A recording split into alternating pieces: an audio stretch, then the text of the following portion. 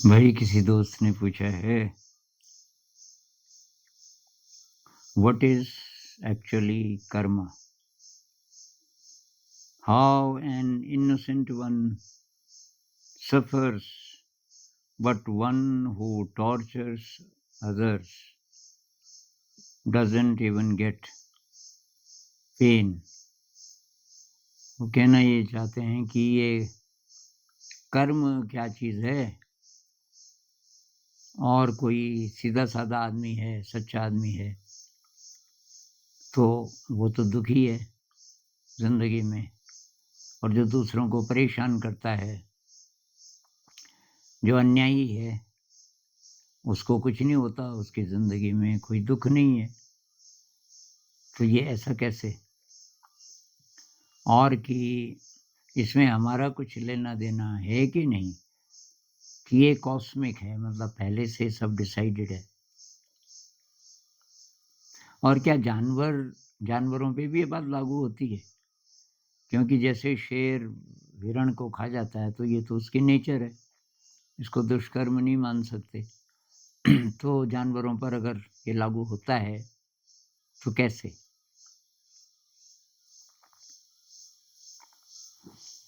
तो भाई इसमें अब मेरा क्या विश्वास है मैं वो बोल सकता हूँ, क्योंकि अलग अलग लोगों के अलग अलग विश्वास हैं। बहुत लोग तो मानते ही नहीं, जो निहिलिस्ट हैं वो नहीं मानेंगे। पर ये जो बात है ना कि जो इनोसेंट हैं वो दुखी हैं, और जो जो गड़बड़ लोग हैं वो सुखी हैं, ये हमें कैसे पता चलता है? तो मैं आपको एक केस प्रेजेंट करता हूँ। मान लीजिए कि दो दोस्त हैं, आप हैं और आपका दोस्त है। आप दोनों ही निकले कॉम्पिटिटिव एग्जाम में, और दोनों को शुरुआत में एक जैसा जॉब मिला। लेकिन जो आपका दोस्त है वो आगे बढ़ने के लिए कुछ भी कर सकता है। तो बॉस को खुश रखता है, और कहीं रिश्वत देनी हो किसी को खुश करने के लिए तो वो भी करता है। ऐसे करते करते वो आगे निकलता जाता है, आगे का मतलब बड़े पद पे। और उसके अलावा फिर वो और चीज़ें करने लगता है, गड़बड़ टाइप के बिजनेस, और धीरे धीरे वो करोड़पति अरबपति बन जाता है, बहुत बड़ा पैसे वाला नाम वाला आदमी बन जाता है। उसके नाम पे एक दो हॉस्पिटल भी हैं, और बहुत पैसा है, गाड़ी है बहुत सुंदर, बंगला है, और पत्नी बहुत फैशनेबल है, क्लब जाती है, और आप से चापलूसी होती नहीं। आप सीधे सच्चे इंसान हैं, अब ऑफिस में सब रिश्वत ले रहे हैं लेकिन आप नहीं ले रहे। आप बोल रहे हैं कि भाई ये नहीं, ये ठीक नहीं है। ये जो क्रिटिसिज्म होता है पीठ पीछे, गपशप होता है, उसमें आप भाग नहीं लेते। कभी एक आध बार ऐसा हुआ होगा कि भाई साहब आप चुप हैं, अभी तो कुछ बोलो। तो आप बोलते हो कि भाई आपको पता है कि ये गलत है जो आप बोल रहे हो, मैं तो इसमें भाग नहीं लूंगा, मैं इसलिए चुप हूँ, मैं चुप ही ठीक हूँ। तो अब ऐसे इंसान को कम चांस मिलता है आगे बढ़ने में बहुत सारी जगह। तो फाइनली होता क्या है कि आ, आपके बच्चे बड़े हो जाते हैं, आपकी बीवी बोलती है कि बेटे ने हाई स्कूल पास कर दिया, अब वो किसी महंगे कॉलेज में जाना चाहता है ताकि आगे कॉम्पिटिटिव एग्जाम के लिए थोड़ा सा तैयार हो सके, पर वहाँ की फीस तो बहुत ज़्यादा है। तो आप भी बोलते हो कि यार इतनी फीस तो मेरे बस की तो है नहीं। तो पत्नी बोलती है मेरे पास एक सुझाव है, मुझे स्वेटर बुनना आता है, तो अगर मैं स्वेटर बुनूं और उससे थोड़ा बहुत पैसे आ जाएं, आपको ऑब्जेक्शन तो नहीं होगा, आपको खराब तो नहीं लगेगा? तो आप बोलते हो कि नहीं, खराब लगने वाली तो कोई बात नहीं है, उद्यम तो करना चाहिए, अब क्या करें, मेरी सैलरी से नहीं हो रहा है, तो कर सकती तो कर। अब पत्नी भी स्वेटर बुनने लगी, थोड़ा इनकम उससे आने लगी, तो मतलब थोड़ा-सा स्ट्रगल, बार-बार से जो स्ट्रगल नज़र आता है, अंदर से वो स्ट्रगल है कि नहीं, ये डिपेंड करता है आपके एटीट्यूड पे। लेकिन काम किसी तरीके से चलने लगता है, छोटा-सा घर है और गाड़ी नहीं है, एक पुराना स्कूटर है, उसी से आप काम चलाते हो और बच्चे समझदार हैं, सादगी से जीना जानते हैं, लेकिन उनकी एजुकेशन किसी तरीके से आगे बढ़ रही है। अब दूर से कोई तीसरा इंसान देख रहा है इन दोनों को, वो क्या बोलेगा कि जो सीधा-साधा इंसान है ये दुखी है। वो दुखी है कि नहीं, ये डिपेंड करेगा उसकी मनस्थिति पे। ये आदमी जो ऑनेस्ट है, अब उसको आप पूछो, मतलब आपको कोई पूछे कि भाई साहब आप आगे नहीं बढ़ पाए ज़िंदगी में और ज़िंदगी में आपको दुख ही दुख मिले। हो सकता है आपका जवाब ये हो, तुझे कैसे पता चला? भाई मैं तो खुश हूँ और मुझे ये बात तो बहुत अच्छी लगती है कि मैंने कुछ गड़बड़ के साथ कभी कॉम्प्रोमाइज़ नहीं किया। मैं क्लीन रहा और इसलिए मैं आराम की नींद सोता हूँ और मैं जानता हूँ कि सभी अदृश्य शक्तियाँ, दिव्य शक्तियाँ मेरे से खुश होंगी क्योंकि मैं तो गलत रास्ते पे चला ही नहीं। अब आप दिव्य शक्तियों को ना भी मानो, पर मेरे मन में संतोष है कि मैं सही हूँ और मेरी पत्नी खुश है। वो स्वेटर बुन के जो पैसा कमा रही है तो उसको अपने स्किल पे, अपने इस एंटरप्राइज़ पे थोड़ा गर्व हो रहा है। वो अच्छा महसूस कर रही है कि मैं भी कुछ काबिल हूँ। तो इसमें गड़बड़ क्या है भाई? मैं तो खुश हूँ। उसी प्रकार से जो दूसरा इंसान है, इसको नींद ठीक से नहीं आती, इसके अंदर कहीं गहरे में गिल्ट है, अपराध की भावना है क्योंकि इसने बहुत सारे गड़बड़ काम किए और सपने में सपने में फिर नाइटमेयर्स होते हैं। ऐसे जितने लोग हैं ना जो छल कपट करके आगे बढ़ते हैं, अगर आप ढंग से एनालाइज़ करो कि ये इनको नींद ढंग से आती है, इनको सपने कैसे आते हैं और उनको जो डिज़ीज़ होती है तो उसका ओरिजिन क्या है। बहुत सारी जो बीमारियाँ हैं जिसमें कैंसर भी शामिल है, उसका ओरिजिन ये है। ज़रा-ज़रा करके गिल्ट बढ़ रहा है, ज़रा-ज़रा करके ये अपराध की भावना बढ़ रही है, वगैरह-वगैरह। तो और फिर बुढ़ापे में, तो ये ऐसी स्टडीज़ बहुत कम हुई हैं कि हम कंपेयर कर सकें। 2 ऐसे लोगों को जो पहले एक जैसे थे, बार-बार से और फिर वो कैसे-कैसे आगे बढ़े। तो औरों को भी छोड़ो भई, आप अपनी बात करो कि आपको खुशी कब मिलती है सचमुच? एक थोड़ी देर के लिए तो खुशी मिलती है ना। ये नई साड़ी ले ली आपने, नई गाड़ी ले ली आपने, नया मकान ले लिया, अ, आपकी शादी हो गई किसी अच्छी लड़की से, लड़के से इत्यादि, आपके पास मकान अच्छा है, तो थोड़ी देर के लिए, लेकिन बहुत देर के लिए नहीं। बाहर की चीज़ें बहुत जल्दी बासी हो जाती हैं। उनमें शुरू में जब तक मिली नहीं वो चीज़ें, तब तक इच्छा रहती है, ऐसा लगता है मिल जाएगी, तो पता नहीं क्या हो जाएगा। लेकिन वही होता है, दुनिया जिसे कहते हैं, जादू का खिलौना है, मिल जाए तो मिट्टी है, खो जाए तो सोना है। बाहर की परिस्थितियों से मत अंदाज़ लगाइए कि कौन दुखी है, कौन सुखी है। आपने मज़दूरों वाली कहानी सुनी है ना कि 2 मज़दूर हैं, दोनों रोड़ी कूट रहे हैं, दोपहर का समय है, लंच ब्रेक है, लेकिन ये दोनों काम कर रहे हैं। दोनों ने शर्ट उतारी हुई है, गर्मी का मौसम है।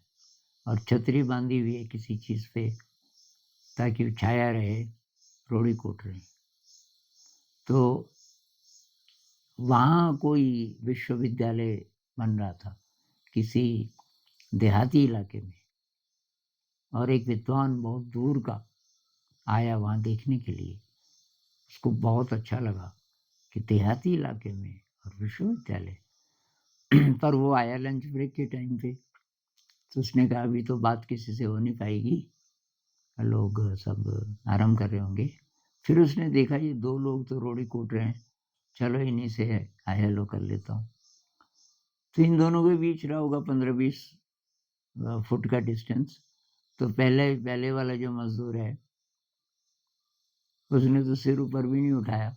इस विद्वान ने ही बोला, भाई साहब नमस्कार। उसने कि नमस्कार जी। कि क्या कर रहे हो? अरे साहब जी देख नहीं रहे, ये देखो छाले है मेरे हाथ में, किस्मत ही ऐसी है, बाल बच्चे हैं, रोड़ी कूट रहा हूँ, रोज का यही काम है, किस्मत खराब है बहू जी, क्या करें। अब वो आगे चला गया, तो ये दूसरा मजदूर जो था वो भी रोड़ी कूट रहा था। उसने देखा कोई आ रहा है, उसकी आंखों में जरा चमक थी, तो उसने इस विद्वान को बोला, बाबू जी नमस्कार, आप इस टाइम कहाँ जा रहे हो, लंच ब्रेक है। हाँ यार की मैं गलत टाइम पे आ गया, लेकिन कोई बात नहीं। मैंने आप लोगों को देखा, क्या कर रहे हो आप? कि मैं विश्वविद्यालय बना रहा हूँ, देखो मेरे हाथों में देखो छाले, मैं ये जो रोड़ी कूट रहा हूँ इससे उसके बीम्स बनेंगे, ये उसकी छत पे लगेगा। तो खास जगहों पर इस रोड़ी का इस्तेमाल किया जाएगा, जो मैं इन हाथों से इसको कूट रहा हूँ, और मुझे बहुत गौरव है। इस विद्वान ने कहा कमाल की बात है यार, वो जो पहले वाला है वही काम, वही आर्थिक स्थिति जो दूसरे की है, लेकिन पहले वाला दुखी है, दूसरे वाला सुखी है। तो बाहर के साधनों से कुछ कुछ आप अंदाज नहीं लगा सकते कौन इंसान सुखी होगा, कौन दुखी होगा। अभी 3-4 दिन पहले किसी ने एक कमेंट किया कि गुरुजी की आप तो काफ़ी टैलेंटेड लगते हैं, आपने विदेश में क्यों नहीं ट्राई किया? आप तो किसी अच्छी जगह जा सकते थे, विदेश में, भारत में क्या है, कोई आपको पूछने वाला नहीं है, विदेश में जाते तो अब तो उन्होंने शायद इसलिए बोला कि ये आदमी है तो टैलेंटेड पर दुखी है, इसके पास तो लगता है कि ठीक से साधन भी नहीं है, ठीक से कपड़े भी नहीं है शायद, और पता नहीं देखभाल भी हो रही है कि नहीं हो रही, और पैसे-पुसे भी होते हैं कि नहीं होते इनके पास। ऐसे-ऐसे करके कोई इमेज बनी होगी कि ये बेचारा कहाँ फँसा हुआ है। और तो मैंने कहा भई मेरी तलाश तो थी इवोल्यूशन शुरू से। हम कैसे अपने अंदर की यात्रा कर सकें अच्छी तरह, और मैंने कहा इसके लिए शायद भारत से अच्छी जगह दुनिया में कहीं हो नहीं सकती। तो इसलिए मुझे मौके मिले बाहर बाहर जाने के, लेकिन मैं गया नहीं कभी। मैं वही पूछता था। तो कुछ दोस्त मिले जिन्होंने सब इंतज़ाम कर लिया था कि वहाँ कोई जॉब भी हो सकता है। एक बार कोई जर्मन लड़की थी, उसने कहा वहाँ आप हिंदी सिखा सकते हैं, इंग्लिश तो नहीं है वहाँ, इंग्लिश ज़्यादा नहीं सीखना चाहते लोग, आप हिंदी सिखा सकते हैं। मैंने कहा वो सब तो ठीक है, लेकिन वहाँ ध्यान की अपॉर्च्युनिटी है कहीं? कोई माइंडफुल कम्युनिटी है? उसने कहा वो सब तो तुझे यहीं मिलेगा भारत में। मैंने कहा इसीलिए तो मुझे क्यों ले जा रही हो वहाँ? तू तो यहाँ आई कुछ तलाश करने। तो ये सब बार-बार का है। मैं सुखी हूँ कि दुखी हूँ, ये आप जज नहीं कर सकते। मेरे कमरे से, मेरे कपड़ों से, मेरे इतिहास से, मेरी सैलरी से। और लोग घबरा जाते हैं कि सैलरी ज़ीरो। मैंने कहा 2003 से, विधिवत तो 2004 से प्रोग्राम चल रहा है, मेरी सैलरी ज़ीरो, लेकिन मुझे कोई कमी नहीं हुई। मुझे जो-जो चाहिए सब है मेरे पास। तो ये दुःख और सुख मन की स्थितियाँ हैं। अब बेसिक्स होने चाहिए, रोटी, कपड़ा, मकान, ये खाना-पीना ये सब होना चाहिए। लेकिन ये तो जुड़ जाता है। ये इतना मुश्किल नहीं है। और चीज़ों के कारण लोग गरीब या अमीर महसूस करते हैं अपने आप को, जैसे पैसा या समाज में नाम, प्रेस्टीज। लेकिन अगर आप साइकोलॉजिकली समाज से इंडिपेंडेंट हो गए, साइकोलॉजिकली आपको समाज की ज़रूरत ही नहीं है। किसी ने ये भी पूछा था, ये कैसे होगा? भई संसार से रोटी, कपड़ा, मकान इत्यादि थोड़ा पैसे, साधन ये तो चाहिए। साइकोलॉजिकल चीज़ें जैसे नाम, मेरा नाम हो, मुझे एप्रिशिएट किया जाए, बहुत सारे लोग मुझे जानें, ये है साइकोलॉजिकल डिपेंडेंस। इससे अगर आप फ्री हो गए, क्योंकि ये सब कूड़ा-कचरा है, इसमें आप फँसे रहोगे तो तब आप परेशान रहोगे, तब आप दुखी रहोगे। अगर ये इस सब के फिराक में आप नहीं हो, इसकी ज़रूरत ही नहीं है, ये सब निरर्थक है, ये लग गया आपको, तब कोई प्रॉब्लम नहीं है। तब आपका नाम हो भी जाए, आपको कोई उससे नुकसान नहीं होगा। आपके पास पैसे आ भी जाएँ, तो आप ना तो उसका दुरुपयोग करोगे और ना आपको कोई फ़र्क पड़ेगा। मेरे पैसे हैं, ये कॉन्सेप्ट ही तो खत्म हो जाएगा आपका साधना के बाद धीरे-धीरे। क्योंकि पैसा तो एक्चुअली होता नहीं ना, ये कागज़ के टुकड़े होते हैं और उसको हमने मान लिया कि कुछ है इसमें। अब दुकान पे ज़रूरत है उसकी, तो रख लो 2-4 टुकड़े जहाँ-जहाँ ज़रूरत है। लेकिन एक्चुअली उसमें कोई अपने आप में वैल्यू नहीं है। उससे बढ़िया तो है कि आपने ये खरबूजा खरीद लिया। अब खरबूजा में तो वैल्यू है ना, खरबूजा कागज़ का थोड़ी है, असली वाला है। उसमें आप उसका उसको खा सकते हैं आप। ख़ैर, तो क्या ये प्रिडेस्टिन्ड है, पहले से डिसाइडेड है, कॉस्मिक ऑर्डर है? मेरे ख़्याल से तो भाई ये सब हमारे ही कर्मों का फल है। मैं बुद्धिस्ट फ़िलॉसफ़ी को मानता हूँ कि हमारे ही कर्मों का फल है, इस जन्म के या पिछले जन्म के। अब कुछ लोग कहते हैं पिछले जन्म का इस जन्म में क्यों हिसाब-किताब? ये तो वैसे ही है भई, आपके पिताजी ने कर्ज़ लिया था और वो मरते दम तक कर्ज़ा पूरा उतार नहीं पाए। मरते समय उन्होंने बोला, बेटा 2 लाख तो अभी भी रह गया। तो आपने बोला, पिताजी आप चिंता मत करो, हो जाएगा, मैं उतारूँगा, आप चिंता मत करो। पिताजी मर गए। अब आप वो 2 लाख जो उतार रहे हो, वो आपने थोड़ी लिए थे। वैसे ही इस जन्म, क्योंकि पिछले जन्म की हमें याद नहीं है। पिछले जन्म में हमने क्या-क्या किया होगा, पता नहीं।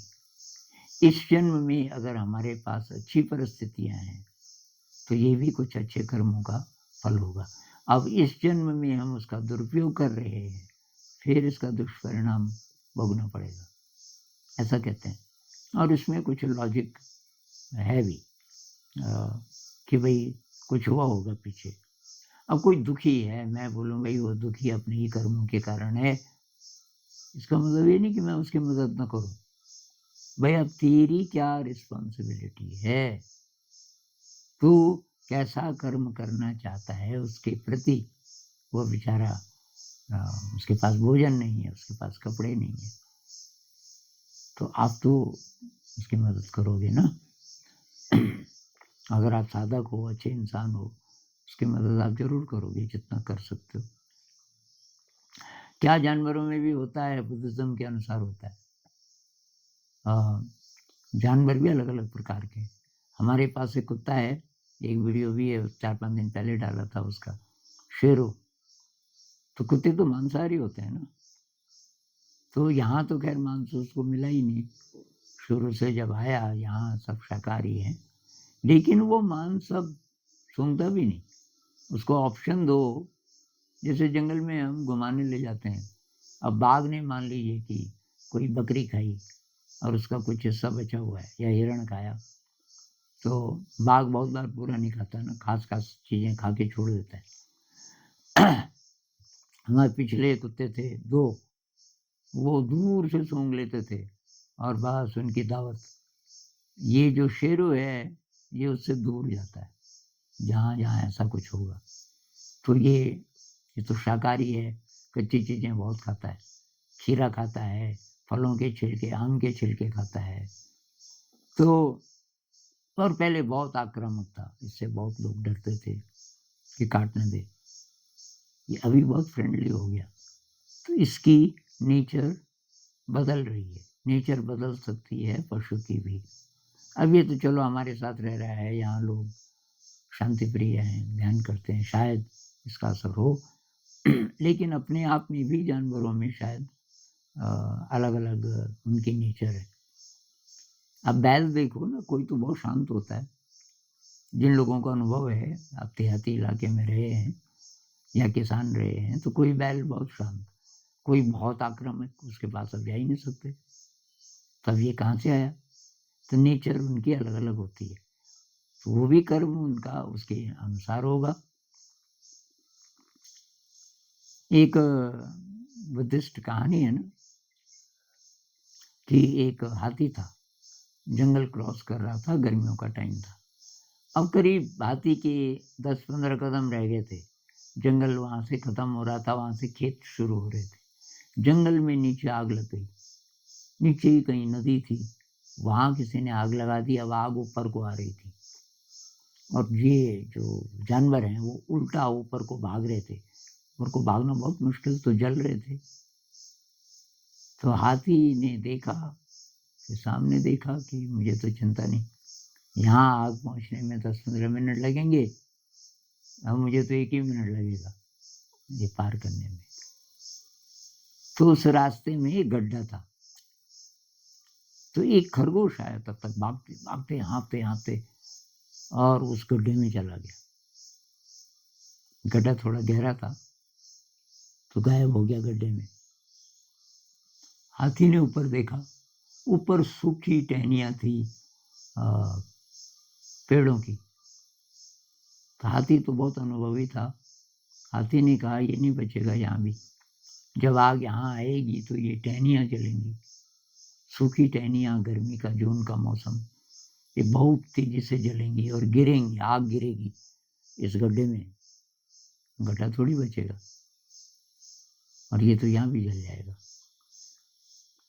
तो हाथी ने इंस्टिंक्टिवली अपना पंजा उठा के उसके ऊपर रख दिया, छेद के। तो छेद उसके पंजे से थोड़ा छोटा था, उसकी पेरीफेरी, तो पंजा ऐसे उसके ऊपर उसने रख दिया कि उसके अंदर कुछ जा न सके। उस क्षण हाथी ने ये नहीं सोचा कि मैं कितनी देर रह पाऊंगा यहाँ पे, कितनी देर इसको बचा पाऊंगा। ये ख्याल अगले क्षण आया। फिर उसने देखा नीचे आग, फिर जाने को तैयार हुआ कि 10 कदम पे तो खेत है। फिर उसको ख्याल आया, लेकिन मैं पैर उठा दूंगा, ये तो मर जाएगा। फाइनली इसने तय किया कि देखी जाएगी, और देखते हैं आग आएगी क्या होता है, मैं नहीं उठाऊंगा पैर। तब तक आग पहुंच गई वहाँ। वही हुआ, वो जो शाखाएं थी, वो इतनी बड़ी आग, जंगल पे जब आग लगती है तो बहुत ही भयानक, और वो नीचे गिरने लग गए अंगार हाथी के ऊपर। हाथी के पहले बाल जले, उसके बाद चमड़ी जलने लगी, हाथी की आंखें बंद थी। कितना दर्द हुआ होगा, लेकिन उसने अपना पैर नहीं उठाया। फिर ये सारी आग वहाँ से गुजर गई। धीरे धीरे धीरे धीरे जंगल ठंडा होने लगा, हाथी का शरीर लुढ़क गया, खरगोश वहां से बाहर निकला, वो जिंदा था, ठीक ठाक था। तो ये कहानी बुद्ध ने एक राजकुमार को सुनाई। एक राजकुमार शिकार पे निकला और रास्ता भूल गया, और रास्ता भूल गया तो किसी गांव में पहुंच गया। तो गांव वालों ने बोला कि अच्छा आप बुद्ध को सुनने आए? उसने बुद्ध नाम सुना था कि वो यहाँ है, हाँ कि बस आधा किलोमीटर पे। तो उसने कहा कि अच्छा तो फिर ऐसा करो यार, मेरे घोड़े की देखभाल कर सकते हो? कुछ पैसे दिए उनको, और लेकिन कि यार ये राजकुमार के कपड़े तो ठीक नहीं। एक ट्रेडिशन था कि आप सिंपल कपड़े पहन के, मतलब अनोनिमस बन के जाइए बुद्ध के पास, ये नहीं कि मैं राजकुमार हूँ। आप कपड़े से लग रहा था यार कि मैं ये कपड़े यहाँ रख दो, मुझे कुछ तो और दे दो। तो वहाँ से कुछ सिंपल कपड़े पहन के वहाँ से पैदल गया। अब शाम हो गई थी, लेकिन प्रवचन तो खत्म हो गया था। उसने कहा सुबह, किसी को पूछा बुद्ध सुबह कब बोलेंगे? कि सुबह मतलब नाश्ते के बाद, मतलब 9-10 बजे से के आसपास होगा। तो अब वहाँ सब लोग लेट रहे थे सीढ़ियों पे। किसी राजा ने महल दे दिया था बुद्ध को प्रवचन के लिए और लोगों को ठहरने के लिए। बिस्तर नहीं थे क्योंकि लोगों की संख्या बहुत ज़्यादा थी। तो बड़ी चौड़ी-चौड़ी सीढ़ियाँ संगमरमर की और बहुत साफ-सुथरी, तो उसपे लोग लेट के सो रहे थे। अभी तो राजकुमार था, इसने एक को पूछा, "यार सोना कहाँ है?" उसको हँसी आ गई कि ये तो देख नहीं रहे इन लोगों को, ये बिना बिस्तर के। अरे भाई कि बिस्तर इतने लोगों के लिए बिस्तर कहाँ से आएगा और क्या ज़रूरत है? अब ये सर्दी तो है नहीं, ये सब लेटे तो हैं, तू भी लेट जा। लेट तो ये गया लेकिन असंतुष्ट करवटें बदलता रहा। रात भर इसको नींद नहीं आई। ये बुद्ध ठीक है, मैं बहुत पहुँचे हुए होंगे, एनलाइटेंड होंगे, भाई कुछ फ़र्क नहीं है मेरे में और दूसरे साधारण लोगों में। अब मैं तो राजकुमार हूँ ना, मैं कैसे सोऊँगा इस पे? ये ध्यान क्यों नहीं गया इनको? इस तरफ ध्यान क्यों नहीं गया कि भाई कुछ-कुछ लोगों के लिए जिनको नहीं है ऐसी आदत, अब कोई एक गद्दा तो होना चाहिए पतला सही-सही। ऐसा करते 3 बज गए, कुछ लोग उठने लग गए। तो उसने एक को पूछा कि क्या टाइम हुआ? कि वो सुबह हो गई। अब वो अपना असंतोष जताना चाह रहा था। उसने एक को कहा कि यार मुझे बुद्ध को मिलना है। हाँ, कि प्रवचन के बाद मिलना। नहीं, कि मुझे तो अभी वापस जाना है। उसको बड़ी हैरानी हुई, वापस जाना है? तो रात तो यहीं सोया ना? कि हाँ, तो फिर?